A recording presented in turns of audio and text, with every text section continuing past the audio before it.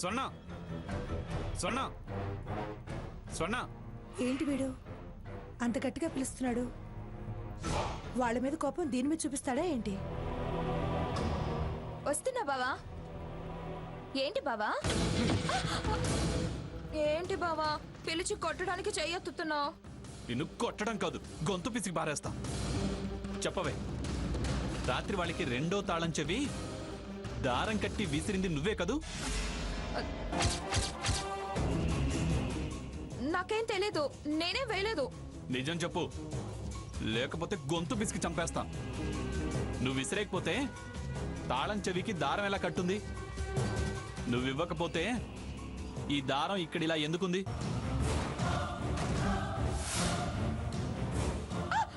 మర్యాదగా నిజం చెప్పు. వదలు బావా. ఏయ్,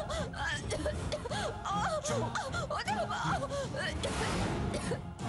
వదలు బావా. చెప్తావా లేదా? చెప్పు. వదలరా. ఏయ్, వదలు. వదలు బావా. వదలమంటున్నారా? చెప్పు. వదలరా. ఏంటి పిచ్చి పనులు? ఆ? పిచ్చి పని చేసింది ఇది. శత్రువులకి తాళం చెవిచ్చి ఇంట్లోకి వచ్చేలా చేసింది. అదిగో ఆ దారం చూడు. నిజంగా నాకేం తెలీదు, నేనేమి ఇవ్వలేదు. అయినా నేను మీ దగ్గరే ఉన్నాను కదా. ఏయ్, మళ్ళీ అబద్ధం ఆడతావు. ఆగరా. ఇది తాళం చెవి ఇచ్చినా ఇవ్వకపోయినా రావాలనుకుని వచ్చిన వాళ్ళు ఎలాగోలాగా లోపలికొచ్చి తీరుతారు. ఆ దారం ఎప్పుడు కట్టిందో, ఈ దారం ఎప్పుడు పడిందో దానికి దీనికి లింకు పెట్టి ఇలా గొంతు పిసుకుతావా? ఇది నీ పెళ్ళంరా. పెళ్ళాం అంట, పెళ్ళాం. శత్రువులకి సాయం చేసేది ఇది నా పెళ్ళామా? ఛ!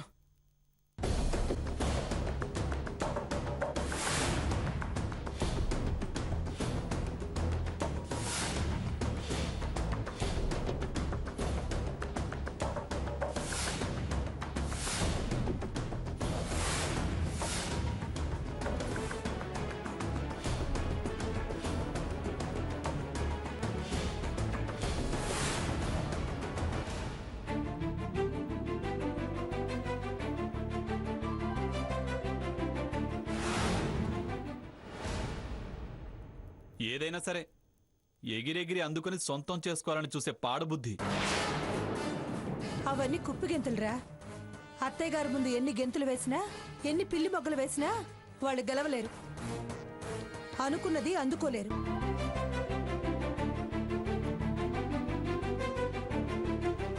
ఎవరి తిప్పలు వాళ్ళవి.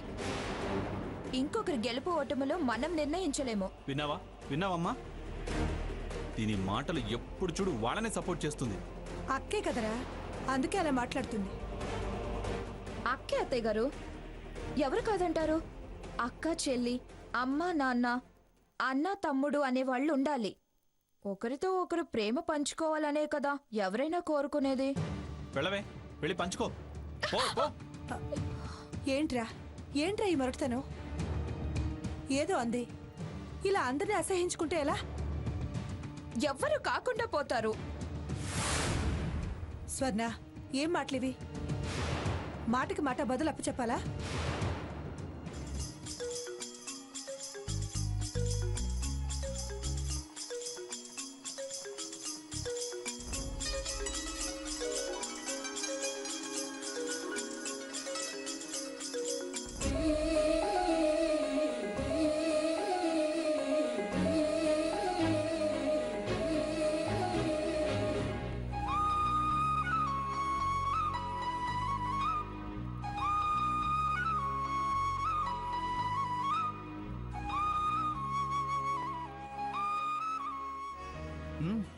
కోసుకో, తప్పుగా అనుకోకు.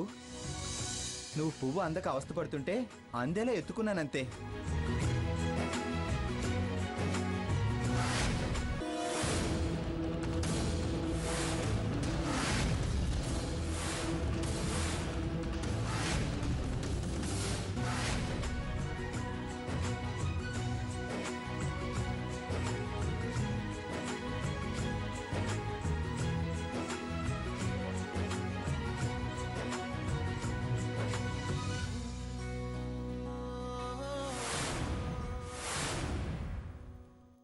చచ్చా, మరి ఎంత బరి తెగించారు?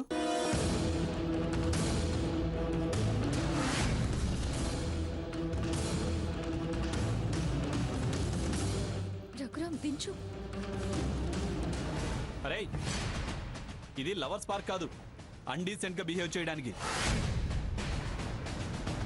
మర్యాదస్తుల ఇల్లు. పట్టపగలు ఏంట్రా వాకిట్లో ఆ కౌగిలింతలు?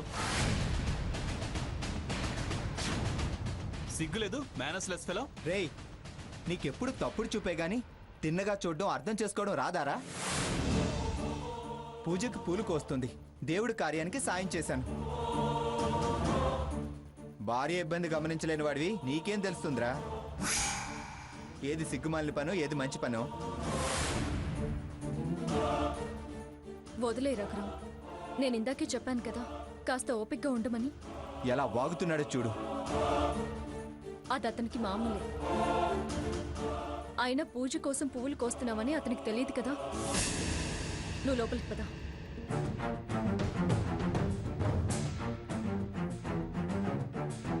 రేయ్, పూజ చెయ్యరా, పెళ్ళం పాద పూజ చెయ్యి. తప్పు చేయడం, కథలు చెప్పడం. చేస్తానురా, నా భార్య పాదాలకు నేను పూజ చేస్తాను, నెత్తినెక్కించుకుంటాను. నీకేంట్రా? ముందు నీ పెళ్ళాన్ని ప్రేమించడం నేర్చుకోరా ఫూల్. రా. ఎంత పొగరో చూడమ్మా. నీకెందుకురా వాడితో? వాళ్ళు ఏడిపేదో వాళ్ళు ఏడవని. అనడం ఎందుకు, అనిపించుకోవడం ఎందుకు? అంటే వాడు చేసిన పని మంచిదంటావా? మంచో చెడు చర్చి మనకు అనవసరం.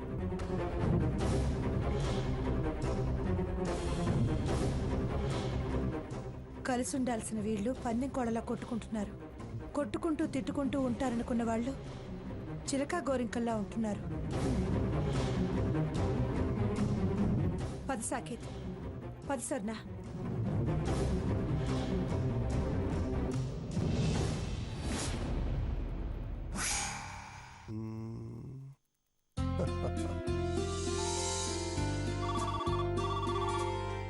హలో, ఎవరండి? అక్కయ్య గారు, నేను ఆనందని. మీరా అన్నయ్య గారు? చెప్పండి. సీత వాళ్ళు స్వర్ణ వాళ్ళు ఎలా ఉన్నారు? వచ్చి చూద్దామంటే భయంగా ఉంది. వాళ్ళు బాగానే ఉన్నారండి. అన్నట్టు మీకు ముఖ్యమైన విషయం చెప్దామని ఫోన్ చేశాను. ముఖ్యమైన విషయమా? ఏంటండి? సీతా రఘురాం వాళ్ళు 4 రోజులు ఎక్కడికైనా వెళ్తే ఈ కోపతాపాలు తగ్గుతాయని. ఎక్కడికి పంపమంటారు? కంగారు పడకండి, మీరేం పంపించొద్దు. నేను నాన్న ఆలోచించి వాళ్ళని అరకు హనీమూన్ పంపిస్తున్నాం. మనం ఇక్కడ చేయాల్సిన బాధ్యత అక్కడ జరిగేలా అన్ని ఏర్పాట్లు చేశాము. అలాగా, చాలా సంతోషంగా ఉంది. ఇంతకీ ఎప్పుడు బయలుదేరి వెళ్తున్నారు? రేపు మార్నింగ్ అక్కయ్య గారు. మంచిదండి, మంచి వార్త చెప్పి మనసు కుదుటపడేలా చేశారు. ఉంటాను. మంచిదండి.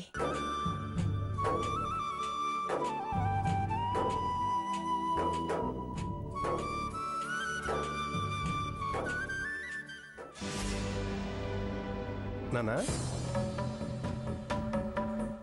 యువతల ఇల్లు నిప్పుల కుంపట్లా ఉండి నిలబడలేక మేం చింతలేస్తుంటే ఈయనేంటి ఇంత చలాకీగా హుషారుగా ఉన్నారు?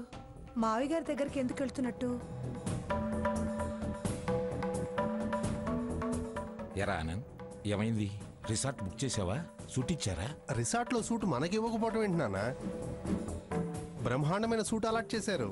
అవును, ఇలా విషయం అక్కడ ఏర్పాటు చేశావని సావిత్రికి చెప్పావా? చెప్పడం, వాళ్ళు ఆనందపడటం అన్నీ జరిగాయి. హోటల్ వాళ్ళకి చెప్పావా? వచ్చేది కొత్త దంపతులు, హనీమూన్ అని, అది ఇది అని. నాన్న, అన్నీ వాళ్ళకి వివరంగా చెప్పాను. అన్ని ఏర్పాట్లు చేస్తామని వాళ్ళు ప్రామిస్ కూడా చేశారు. నువ్వు నేను ఆలోచించాల్సిన పనేమీ లేదు. మనకన్నా వాళ్లే బ్రహ్మాండంగా ఏర్పాటు చేస్తారు. చేస్తారండి, మీరు అందరికీ అన్ని ఏర్పాట్లు చేస్తారు. అందరూ మీకు అన్ని ఏర్పాట్లు చేస్తారు. అమ్మా లక్ష్మి, దయచేసి మీరు మాట్లాడకండి మావయ్య. కుటుంబ పెద్దగా మీరు మీ నిర్ణయాన్ని చెప్పారు, వినమన్నారు. ఎదురు ప్రశ్నించొద్దు అన్నారు, మౌనంగా ఉన్నాం. ఇప్పుడు ఇది మా కుటుంబానికి సంబంధించిన విషయం. నా కొడుకు గురించి భార్యాభర్తలు మేము మాట్లాడుకుని తేల్చుకోవాల్సిన విషయం. ఏమండి ఇప్పుడు వచ్చిన వాడు మీ కొడుకా? నా కొడుకు మీ కొడుకు కాదా? ఎవరన్నారు? అయినా వాడికి ఏ అన్యాయం చేశానని నువ్వు అలా మాట్లాడుతున్నావు? ఇప్పుడు మీరు చూపించిన తేడానే చెప్తుంది. ఏం అన్యాయం చేశారు? ఏ వీళ్ళకి హనీమూను, సూట్స్, ఫస్ట్ నైట్ ఏర్పాట్లు చేస్తున్నారే, అవన్నీ వాడికి చేశారా? ఇది చాలదా వాడిని మీరు కొడుగ్గా చూడలేదని చెప్పడానికి? చూడమ్మా లక్ష్మి, మిమ్మల్ని మాట్లాడొద్దనగా నువ్వు గదమ ఇస్తే నోరు మూసుకుని కూర్చోడానికి నేనేం బడిపిల్లని కాదు. నీకన్నా పెద్దవాణ్ణి, పైగా మామయ్యని, ఈ కుటుంబానికి అంతటికీ పెద్దవాణ్ణి. నా కుటుంబం అని నువ్వు అన్నా అది నా కుటుంబంలో ఓ భాగమే. వీడేం సాకేత్తుని వేరుగా చూడాలని వాడికేదో చేయటం లేదు. అప్పుడు వాడి పెళ్ళప్పుడు గొడవలే, ఇప్పుడు గొడవలే. అప్పుడు వాళ్ళ మధ్య జరిగాయి, ఇప్పుడు మన మధ్య జరుగుతున్నాయి. ఆ రోజు అలా వాళ్ళని హనీమూన్కి పంపి ఎక్కడో ఈ కార్యాన్ని ఏర్పాటు చేయాల్సిన అవసరం రాలేదు. ఇప్పుడు వీళ్ళ మీద కూడా వీడికి నాకు ప్రేమేదో పొంగి గొప్పగా ఏర్పాట్లు చేయాలని, ఘనంగా ఆ కార్యక్రమాన్ని ఏదో జరిపించాలని పంపించటం లేదు.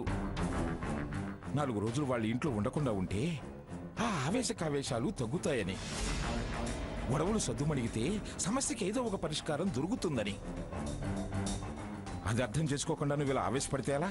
ఈ నచ్చ చెప్పే మాటలే నాకు నచ్చటం లేదు. మీరనేది నిజమైతే ఈయన ముందే నాతో ఒక మాట చెప్పొచ్చుగా. నిజమే చెయ్యండి అని నేను మిమ్మల్ని సమర్థించేదాన్ని కదా. అలా కాకుండా మీరు రహస్యంగా మాట్లాడుకుని చెయ్యాల్సిందంతా చేసి ఇప్పుడు ఇలా నా కన్నీళ్లు తుడిచే మాటలు మాట్లాడుతున్నారా? పిచ్చి పిచ్చిగా మాట్లాడకు లక్ష్మి. అవునండి, నేను పిచ్చిదాన్నే. నా మాటలు పిచ్చి మాటలే. నేను పిచ్చిదాన్ని కాబట్టేగా నా దగ్గర నిజాన్ని దాచారు. నేను పిచ్చిదాన్ని కాబట్టేగా 25 ఏళ్లు గడిచినా ఇంకా ఆవిడ మీద ప్రేమను పెంచుకుని మనసులో దాచుకున్నారు. నేను పిచ్చిదాన్ని కాబట్టేగా తేలిగ్గా ఏమార్చి పెళ్లి చేసి మీ పెద్ద పెళ్ళాం కొడుకుని ఈ ఇంటికి తీసుకురాగలిగారు. నిజంగా మీ మనసులో ఎంత కపటం దాగుందని తెలుసుకోలేని పిచ్చిదాన్ని. నా కొడుక్కి అన్యాయం జరుగుతుందని ప్రశ్నించడం పిచ్చి మాటలే. వాడెవడో కాని వాడిని నెత్తినెత్తుకుంటూ నా కొడుకును నేలకేసి కొడుతుంటే మీరు తప్పు చేస్తున్నారు అంటం పిచ్చి మాటలే. పొరపాటు పడుతున్నావు లక్ష్మి. ఎలాగో అలాగా గొడవలు సర్దుమనిగే ప్రయత్నం చేస్తుంటే నువ్వు తప్పుగా అర్థం చేసుకుంటున్నావు. అవునండి, నేను పొరపాటు పడేదాన్ని. ఎవరిని సరిగ్గా అర్థం చేసుకోలేని తెలివి తక్కువ దాన్ని. మీకు భార్య ఉందని, ఆవిడతో తమరికి సత్సంబంధాలున్నాయని, చెట్టంత కొడుకున్నాడని తెలుసుకోలేకపోవటం పొరపాటే. మీరు మీ వాళ్ళని మర్చిపోకుండా, జాగ్రత్తగా నాకు తెలియకుండా మెయింటైన్ చేసే తెలివి ఉందని తెలుసుకోలేని అమాయకత్వం, తెలివి తక్కువ తరుణాది. మీకోసం నా వాళ్ళందరినీ వదులుకున్న పిచ్చి మొద్దుని, రక్త సంబంధీకులతో చుట్టరికలు వదిలేసుకున్న అమాయకురాల్ని, ఎవరిని లేకుండా చేసుకుని మీ ఇంట్లో అన్నం కోసం బానిసగా బ్రతికెళ్ళదీస్తున్న మతిలేందాన్ని, గతిలేందాన్ని. మీకోసం నా వాళ్ళందరినీ వదులుకున్న పిచ్చి మొద్దుని, రక్త సంబంధీకులతో చుట్టరికలు వదిలేసుకున్న అమాయకురాల్ని, ఎవరిని లేకుండా చేసుకుని మీ ఇంట్లో అన్నం కోసం బానిసగా బ్రతికెళ్ళదీస్తున్న మతిలేందాన్ని, గతిలేందాన్ని. మీ పెద్ద భార్యకి అత్తయ్య గారు ఆస్తి పంచిచ్చారు. నాకు కన్నీళ్లు, కష్టాలు, అరుపులు, కేకలు, తిట్లు ఇవన్నీ పంచారు. ఇప్పుడు మీరు నాకు, నా కొడుక్కి పిచ్చితనం పంచారు. ప్రేమలు, ఆప్యాయతలు పెద్ద భార్య కొడుకు పంచారు. అమ్మా లక్ష్మి, అలా ఏవేవో ఊహించుకొని నువ్వు బాధపడద్దు. అందరికీ మంచి జరగాలనే మా ప్రయత్నం. అర్థం చేసుకోమ్మా. నీకు గాని నీ కొడుకు గాని ఎలాంటి అన్యాయం జరగనివ్వం. ప్రమాణ పూర్తిగా చెబుతున్నాను, నా మాట నమ్ము తల్లి. కళ్ళెదుటి ఇంత అన్యాయం జరుగుతుంటే ఎలా నమ్మమంటారు? ఇప్పుడైనా తెలివిని పడి నా దారిని చూసుకుంటాను. ఎవరు న్యాయం చేసినా చేయకపోయినా నా పోరాటం నేను చేస్తాను. నా కొడుకు ఏ నష్టం జరగకుండా కాపాడుకుంటాను. అమ్మా లక్ష్మి, లక్ష్మి లక్ష్మి ఏదో చేద్దామనుకుంటే ఏదేదో జరిగిపోతుంది. ఏలినాటి శని ఈ ఇంటిని పట్టి పీడిస్తుంది. వాస్తు దోషమో మనస్తత్వాల దోషమో అర్థం కావటం లేదు. వదిలేయండి నాన్న. మనం చేసేది మంచి ప్రయత్నం, అంతా మంచి జరుగుతుంది. ఏం మంచో ఏం చెడు ఏమీ అర్థం కావటం లేదు.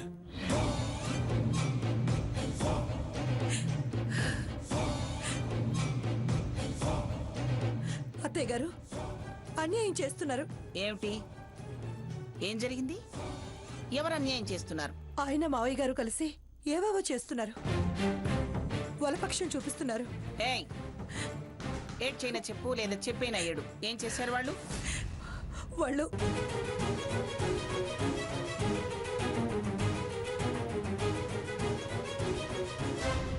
ఏమిటి? వాళ్ళని హనీమూన్ పంపిస్తున్నారా? చాలా దూరం వచ్చిందే వీళ్ళ వ్యవహారం. ఒకళ్ళు కాకరకాయ అంటే మరొకళ్ళు కీకరకాయ అంటున్నారు. వీళ్ళ తిక్క ఎలా తిప్పాలో నేను తిప్పుతాగా. మళ్ళీ ఇలాంటి గూడు పుటాణీలు చేయకుండా బుద్ధొచ్చేలా చేస్తాను. ఈ ముసలాయనికి రోజు రోజుకి బుద్ధి మందగించి బుద్ధి తక్కువ పనులు చేస్తున్నారు. ఇదంతా ఆయన ఆనందుకి నూరిపోసి చేయిస్తున్న పని. వీళ్ళిప్పుడు హనీమూన్ అంటూ షికార్లకు వెళితే అసలే మంట మీద సాకేతి ఎంత రాద్ధాంతం చేస్తాడో, ఏ అఘాయిత్యం చేసుకుంటాడో అని భయంగా ఉంది అత్తయ్య. అటు చూస్తే స్వర్ణ మీద చిందులేస్తున్నాడు, ఇటు రఘురాం కనిపిస్తే రంకలేస్తున్నాడు, ఎదురుపడ్డప్పుడల్లా యుద్ధం చేస్తున్నాడు. నువ్వేం భయపడకు, నువ్వు ధైర్యంగా ఉండు. నేను సాకేత్తో మాట్లాడతాగా. ఏం మాట్లాడినా వాళ్ళలా వెళితే వీడు చిన్నతనం అనుకుంటాడు, అఘాయిత్యం చేసుకుంటాడో అని భయంగా ఉంది అత్తయ్య. అటు చూస్తే స్వర్ణ మీద చిందులేస్తున్నాడు, ఇటు రఘురాం కనిపిస్తే రంకలేస్తున్నాడు, ఎదురుపడ్డప్పుడల్లా యుద్ధం చేస్తున్నాడు. నువ్వేం భయపడకు, నువ్వు ధైర్యంగా ఉండు. నేను సాకేత్తో మాట్లాడతాగా. ఏం మాట్లాడినా వాళ్ళలా వెళితే వీడు చిన్నతనం అనుకుంటాడు, చాలా బాధపడతాడు. వీళ్ళని పంపిద్దాం. ఏంటి, వీళ్ళని పంపిస్తారా? కానికి గతి లేని వాణ్ణి, దమ్మిడి విలువ లేని వాణ్ణి వాణ్ణే పంపిస్తుంటే కోట్లకు పడగలెత్తిన దాన్ని నేను నా మనవణ్ణి మనవరాల్ని పంపించలేనా? వాళ్ళు 3 స్టార్లో ఉంటే వీళ్ళని 5 స్టార్లో ఉంచుతా. వాళ్ళు కారులో వెళితే వీళ్ళని అంతకంటే 10 రెట్లు విలువైన కారులో పంపిస్తా. వాళ్ళు ఏసీ బస్సులో వెళితే వీళ్ళని ఫ్లైట్లో పంపిస్తా. వాళ్ళు ఎక్కడికెడితే అక్కడికి, వాళ్ళకన్నా ఘనంగా ఉండే చోటకి పంపిస్తా. వాళ్ళు గుళ్ళుకుని ఏడ్చేలా చేస్తా. దర్జాగా నేను పంపిస్తా.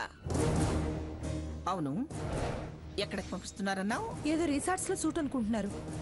సరే, నువ్వు వెళ్ళవన్నీ నేను చూసుకుంటాను. అలాగే అత్తయ్య. ఊరుకుంటున్న కొద్దీ ముదిరి పాకాన పడుతున్నారు. నా వెనకాల చాలా నాటకాలు ఆడుతున్నారు. అస్సలు ఆలోచిస్తే ఈ కథంతటికి సూత్రధారి ఆ ముసలాయనే అనిపిస్తుంది. లేకపోతే ఐపు అజా లేకుండా 25 ఏ సంబంధం లేకుండా వెళ్ళిపోయింది. మొదటిసారి అనుకోకుండా చీరాల్లో కనిపించింది.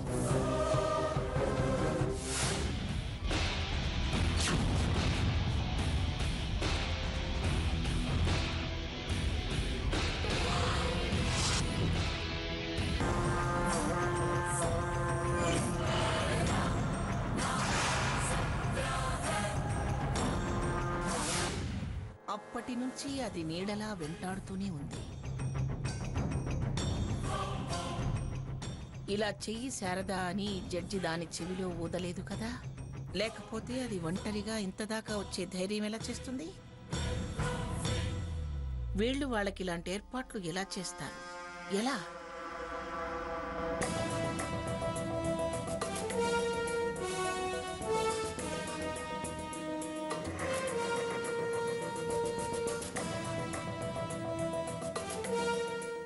ఏంటిది? దేనికోసం కాచు కూర్చున్నట్టుంది. ఏమిటి, నాకు తెలియకుండా చాప కింద నీరులా చాలా చాలా ఏర్పాట్లు చేస్తున్నారు? లక్ష్మి ఉదేశిందన్నమాట. అవును, నాకు తెలియక అడుగుతాను. ఇదంతా మీరెందుకు పులుముకుని మరీ చేస్తున్నారు?